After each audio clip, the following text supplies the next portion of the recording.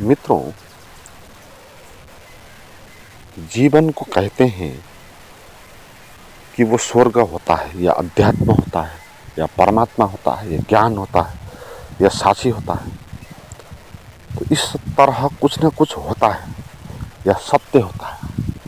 सबकी अपनी अपनी धारणा होगी, मगर सभी के भीतर ये विश्वास अनिवार्य होगा कि जीवन ऐसा होता है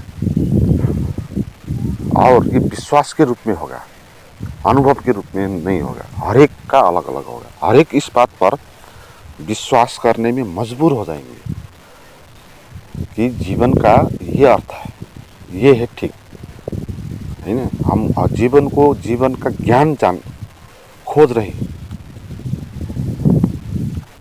और उसके लिए हमारे एक विश्वास है। चाहे कोई उसका नाम दे कि वो भगवान है और वो आकाश में बैठ के पृथ्वी को संचालन करता है, तो इस तरह वो विश्वास करे। या चाहे कोई बोले कि ये प्रकृति के द्वारा संचालित होता है, तो प्रकृति की अपनी एक नियम व्यवस्था है, तो इस तरह हो रहा है कहेगा, तो उसने भी मान ही लिया। उसको नाम उसने दे दिया प्रकृति। कोई भौतिकवादी सिद्धांतों की तरह बात कर रहा है कि ऐसा है, ये है, तो नाम अलग अलग होंगे।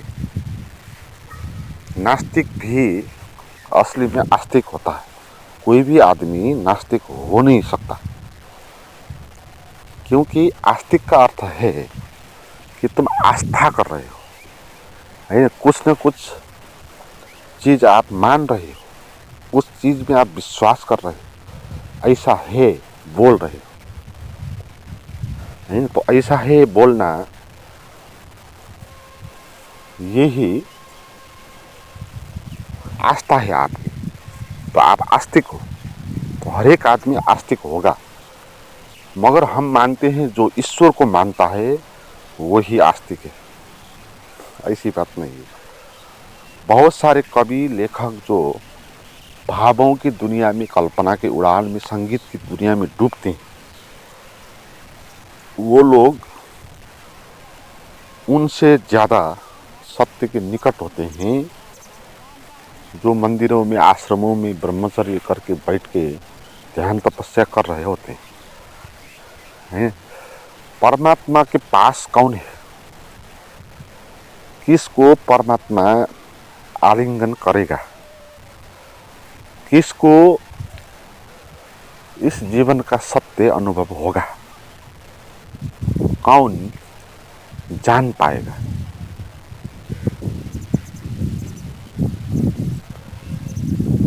तो इसको आप अगर जान पाएंगे, वो आप जान पा सकते हैं, क्योंकि हर एक के साथ ये संभावना है, जीवन को जान सकता है।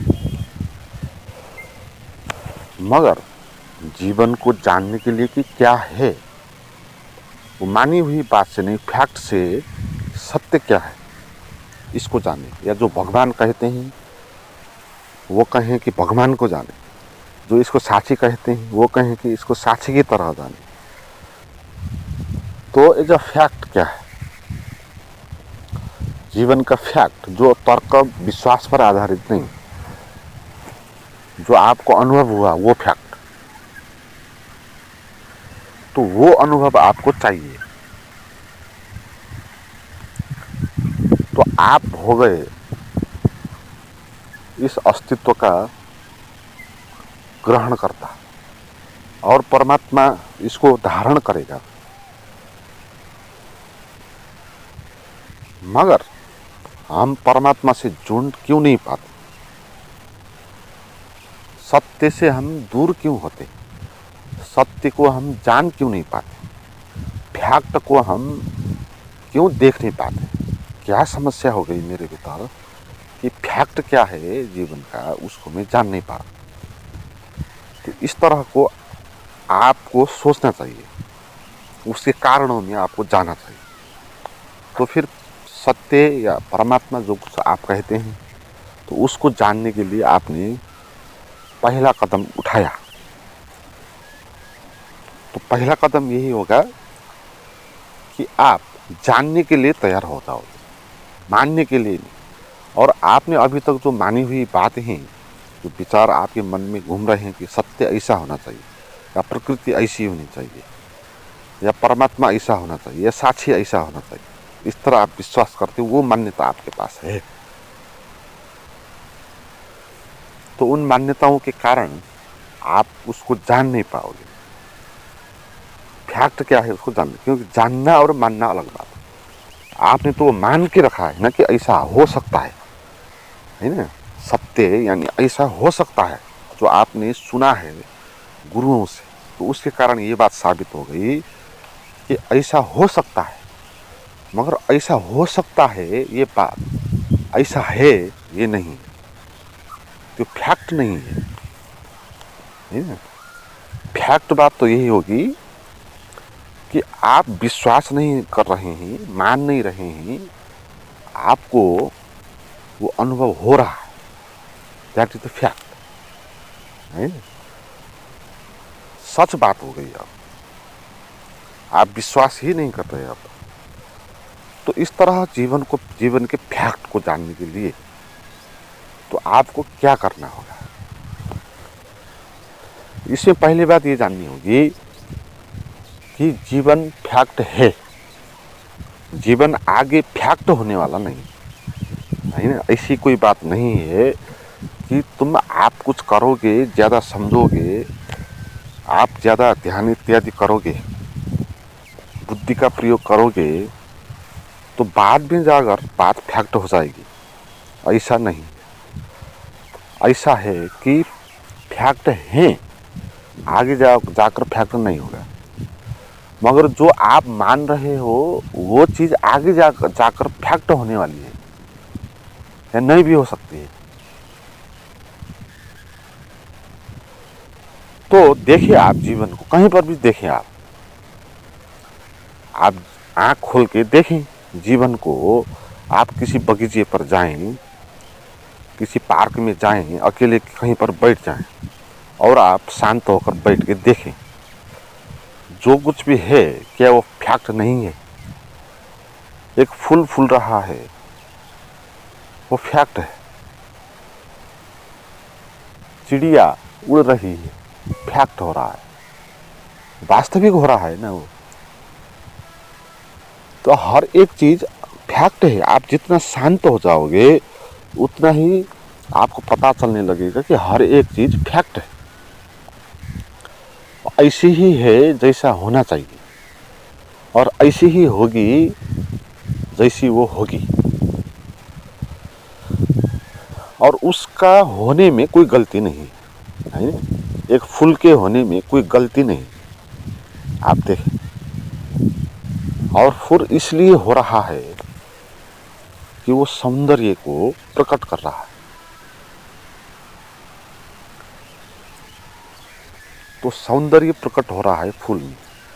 ऐसे ही सौंदर्य सूरज से भी प्रकट हो रहा है, पेड़ वृक्षों से, आदमियों से भी प्रकट हो रहा है। चार तरफ देखिए आप, कितना सुंदर ही सुंदर है ना। असुंदर है क्योंकि आप रुके हुए नहीं हो, आप कुछ और चीज के बारे में चिंतित हो।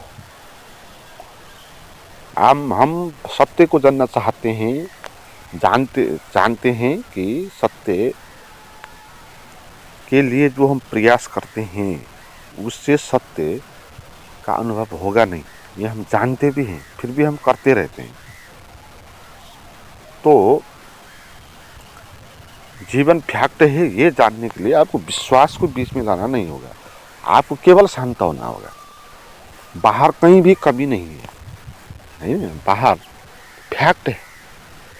तो कमी हम में है, हम में भी कमी इसलिए है कि हम स्वीकार नहीं कर रहे हैं चीज़ों को, हम कुछ और सोच रहे हैं।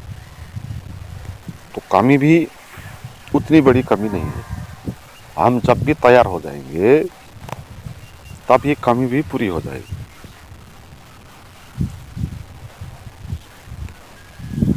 तो हम देख पाएंगे, फिर फैक्ट का अनुभव कर पाएंगे।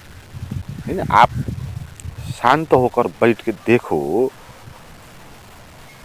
रहो, सोचो, तो आपको एक जीवंत अनुभव होगा जीवन का, है। शांत होकर आप जियो। तो रुकने की कला है और कोई भी नहीं है इसमें। बड़ी अध्यात्म में आपको रोकने की कला है। जीवन तो फैक्ट है और परम आनंदित है और नृत्य हो रहा है और संगीत बज रहा है। फूल फूल रहे हैं, सूरज उग रहा है, चिड़ियाँ गा रही हैं, लोग मस्त हो रहे हैं, एक उत्सव चल रहा है। दैट इज द फैक्ट है। एक उत्सव चल रहा है बस। और इस उत्सव में आप भी शामिल हो जाओ, फिर आप भी नृत्य करने को लगो, आप भी गाने लगो जैसे पंछी गाते हैं, शून्य में डूबकर। तो जो भी हम नाम देते हैं इसको, साक्षी, परमात्मा, गॉड, सत्य, प्रकृति, कोई भी, कोई कहते हैं गोलोक, है ना। लोगों की अपनी अपनी कल्पनाएं हैं, धर्मों में विश्वास है। तो किसी धर्म में, किसी संप्रदाय में ऐसी व्यवस्था होती है जहाँ मृत्यु के बाद जो परम जीवन हो सकता है, उस जीवन को कहते हैं गोलोक है ना, वो गोलोक है। और गोलोक का अर्थ वो ये लगाते हैं गाय, गाय को मानते हैं ये पवित्र है। तो ऐसी एक पवित्रता की दुनिया वो कल्पना करते हैं, मगर वो कल्पना है। गाय को, गाय से कोई संबंध नहीं उस लोक की, मगर विश्वास कर लेते हैं लोग वो गाय जैसी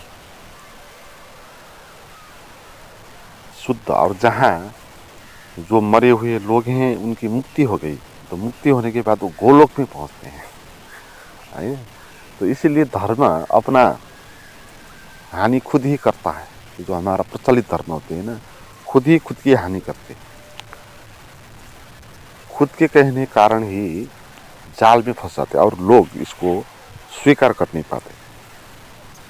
मगर इसमें बहुत अच्छे अच्छे श्रेष्ठ ग्रंथ भी थे। जैसे हिंदी धर्म में बहुत सारे उपनिषद है, वेद है, गीता है। तो ये सब अद्भुत ग्रंथ हैं। मगर जो हिंदू धर्म का ठेकेदार अपने को मान के बैठे हुए, उसमें भी कर्मकांडी और इस तरह के लोग हैं। तो ये लोग ये शिक्षा देते हैं लोगों को कि गोलोक मिलेगा तुमको, अच्छा कर्म किया तो, और काश क्रिया करो किसी भूत प्रेत की, और वो मुक्त होकर गोलोक में जाएगा। ऐसी वो शिक्षा देते। इसके कारण धर्म की बदनामी हो जाती है। इसलिए कहीं ना थोड़ा मुश्किल हो जाता है किसी को कि हिंदू धर्म ठीक है। क्योंकि हिंदू धर्म ठीक है कहोगे तो फिर ये जो लोग कह रहे हैं हिंदू धर्म के ठेकेदार बनकर, क्योंकि हिंदू धर्मावलंबी तो यही है और तो कुछ है ही नहीं। क्योंकि यही हिंदू धर्म के शास्त्रों में लिखे गए नियमों का पालन करते हैं, यही विश्वास करते हैं भगवान में, नहीं तो ये लोग बड़े हिंदू हो गए अब, और इनसे बड़ा हिंदू कोई नहीं। और वो जो कहेंगे वही सभी कुछ ठीक हो जाएगा।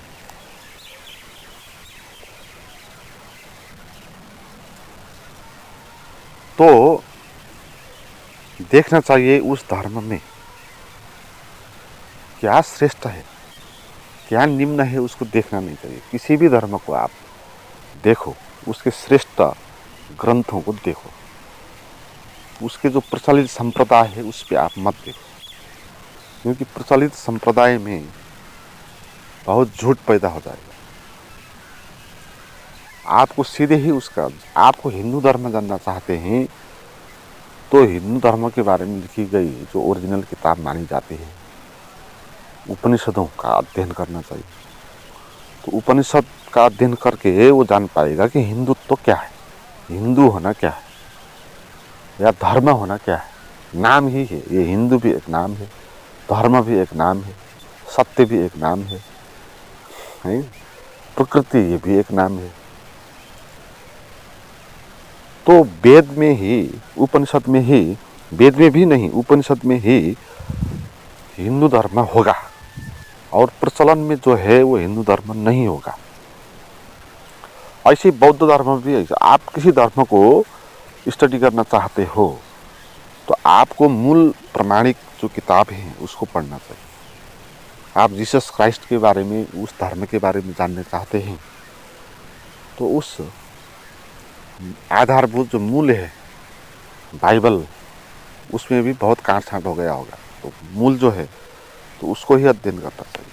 और जहाँ भी आप अध्ययन करोगे उन धर्मों के मूल की किताब का, वहाँ पर यही आपको लिखा मिलेगा, यही मिलेगा कि जीवन सत्य है, अभी है, यहीं पर है, फैक्ट है। आप कुछ मान रहे हो, विश्वास कर रहे हो, बेहोश पे हो, स्वप्न देख रहे हो, फिर आप ये मान के ये कर रहे हो, वो मान के वो कर रहे हो, तो आप धर्म सत्य जीवन के लिए भी ऐसा विश्वास कर रहे हो और उसको पाने के लिए ऐसा प्रयास कर रहे हो, इसलिए तुम चूक रहे हो। है आप रुक जाओ, देखो, है ना, आप बगीचे में जाकर देखो और वहीं पर पूरा जीवन का दर्शन हो जाएगा आपको कि जीवन क्या है। फैक्ट का आपका अनुभव हो जाएगा, एक सेलिब्रेशन का आपको महसूस होगा। बाहर भी भीतर भी, बाहर भी फूल फूलेंगे वो दिखाई देगा, आपके भीतर शरीर में भी रोमांच पैदा होगा, वो भी आपको अनुभव में होगा। आपके भीतर नृत्य उठ सकता है, आनंद उठ सकता है। ये भी उसी बात का प्रमाण है कि life is a fact, life is a celebration, है ना। तो जैसे बाहर फूल अपना सौंदर्य प्रकट करके इस फैक्ट को प्रमाणित कर रही, ऐसे ही हमारे भीतर आनंद, उत्सव, शांति, ये चीज़ें देखने की क्षमता पैदा हो रही है। तो हम भी इसी का प्रमाण बन गए, इसी फैक्ट का। तो सत्य को जानने के लिए रोकना है, विश्वासों को हटाना है और जाग के देखना है। और ये ऐसा रहकर बनने के लिए बात मुश्किल हो गई है, क्योंकि हम ऐसा बन नहीं सकते, है ना। और हम बन क्यों नहीं सकते हैं, इसको आप देखें कि हम ऐसा बनना चाहते नहीं है ना, हम चाहते नहीं, इसलिए हम तैयार नहीं हो पाते। जैसे कोई शादी करने के लिए तैयार नहीं है तो फिर वो शादी कर नहीं पाएगा, उसकी शादी होगी नहीं है। तो इस बात को मानने के लिए हमको तैयार होना होगा, मान्यताओं को छोड़ के, और जो भी भूतकाल है उसको एक तरफ छोड़ देना होगा, है ना। वो साहस दिखानी होगी और शून्य के साथ, आनंद के साथ, जीवन के जो फैक्ट है उसके साथ रहने की कला आपको सीखनी है। बगीचे में गए तो उस तरह आपने अनुभव किया, ऐसे किसी मसान घाट में जाएंगे तो वहाँ भी जो जैसा अनुभव होता है शून्य का, आनंद का, जो भी अस्तित्व का होगा, वो अनुभव आपको वहाँ भी। ऐसा नहीं होगा जो फूल बगीचे में फूल रहा है वो आपको सौंदर्य दे रहा है, और जो मसान घाट में फूल रहा है वो आपको मृत्यु का संदेश दे रहा है। ऐसा नहीं, यह हमारी व्याख्या है। हम ऐसी व्याख्या करेंगे जहाँ मसान घाट है वहाँ पर जो फूल फुला है वो भी मृत्यु का ही संदेश है। उस फूल को हम इसी तरह देखेंगे, क्षणिकता की तरह, ये भी मिट जाएगी, इस तरह देखेंगे क्योंकि हम उस स्थान में, उस परिवेश में कुछ अपनी मान्यता लेकर जाएंगे, और जो हम मान्यता लेकर जाएंगे और उसी किस्म का जीवन का अनुभव हम करेंगे। और ये भी लोगों के संस्कृति, परंपरा, उनके विश्वास अनुसार अलग अलग होंगे। जिन समुदाय में मसान घाट को बहुत गुप्त स्थान में रखा है, उन स्थानों में जब लोग मसान घाट के पास से जाएंगे वो घबराएंगे, है। जहाँ कहा कि भूत प्रेत होते हैं मसान घाट, जो लोग मरते हैं वो भूत प्रेत होते हैं, ये विश्वास है। तो फिर जहाँ इनको ज़मीन में गाड़ा है तो वहाँ तो ये भूत के रूप में रहेंगे ही, और भूत के रूप में रहेंगे तो कुछ भी कर सकते हैं, मुझे भी आक्रमण कर सकते हैं, तो ये आपको लगेगा। और जब आप मसान घाट के नज़दीक जाएंगे तो वहाँ आपको ऐसा अनुभव दिखाई देगा, जीवन फैक्ट की तरह नहीं, सत्य की तरह नहीं, आपको एक स्मशान डरावनी चीज़ की तरह वो अनुभव होगा। वहाँ फूल फूला होगा तो भी वो सौंदर्य आपको दिखाई नहीं पड़ेगा, है ना। तो हम जैसे हैं, ये विश्वास हम करते हैं तो उसी किस्म के जीवन का हम अनुभव करते हैं। अगर हम अपने विश्वासों को छोड़ दें और जैसा है वैसा ही देखने का प्रयास करें तो आप मसान घाट में भी वो उत्सव देखेंगे जो बगीचे में उत्सव चल रहा है। मसान घाट के ऊपर भी जो पंछी उड़ रहे हैं उनको पता भी नहीं कि मसान घाट भी है, जो फूल फूल रहा है उसको भी पता नहीं कि मसान घाट है। हमको पता है, इसलिए हम उस फूल को व्याख्या कर रहे हैं, मगर फूल एक जो फैक्ट क्या थी, वो एक उत्सव के रूप में थी, प्रकृति का एक आनंद के रूप में थी, और आनंद वहाँ भी था। ऐसा जगह कोई है नहीं जहाँ आनंद होता नहीं। तो मसान घाट को हमने ऐसा बना लिया, ये आनंद की जगह नहीं, तो हमने जीवन में ऐसे ऐसी जगह भी बना लिया जहाँ आनंद होता नहीं। हमने मंदिर बना लिए जहाँ ऐसा आनंद होता है कि जहाँ आध्यात्मिक, हमने ऐसे आनंद बनाए विश्वविद्यालय जहाँ सेक्स का जो आनंद होता है वो अनुभव में। इसलिए हमने ऐसे बनाया क्योंकि हम परिवेश क्रिएशन करके उस किस्म के विश्वासों पर जाके हम वो परिवेश क्रिएशन कर देते हैं, इसीलिए ऐसे ऐसी चीज़ें निर्मित हैं। तो एज अ फैक्ट जीवन हर तरह एक ही जैसा होगा। ऐसा नहीं होगा कि मसान घाट में फर्क, बगीचे में फर्क, आपके घर में फर्क फैक्ट, आपके ऑफिस में फर्क फैक्ट। और हम तो अलग अलग फैक्टों में जीते हैं। ऑफिस में दूसरे किस्म का संसार होता है, दूसरा संबंध होता है, दूसरे किस्म का फैक्ट होता है, तो उस स्थिति में हम दूसरे तरीके से वहाँ रहते हैं। घर में जाते हैं तो दूसरे किस्म का फैक्ट होता है, तो दूसरे किस्म के सोचते हैं, अनुभव करते हैं। तो भिन्न भिन्न फैक्ट हमारे पास आ जाते हैं तो वो असल फैक्ट हो नहीं सकते, नहीं, वहाँ वो विश्वासों के द्वारा उत्पन्न होगा। तो अभी जो आप शांति या आनंद के अनुभव करेंगे, वो शांति या आनंद का अनुभव, वो सौंदर्य का अनुभव जो करेंगे, वो सौंदर्य का अनुभव ऐसा नहीं होगा कि ये कल नहीं होगा और ये बीत जाएगा। नहीं, आप कल भी आओ इसी बगीचे में, परसों भी आओ, 5 दिन बाद आओ, आप एक प्रयास करो, एक पार्क या किसी एक जगह पर आप निरंतर जाओ, 10 दिन तक आप जाओ। पहले दिन आप जाओ, वहाँ पर बैठो और अनुभव करो 1 घंटे के लिए, आप घर पे आओ, फिर दूसरे दिन जाओ और दूसरे दिन ये याद करो जो आप कल यहाँ बैठ के ऐसे ही अनुभव कर रहे थे, क्या कल भी ऐसे ही अनुभव नहीं हो रहा था?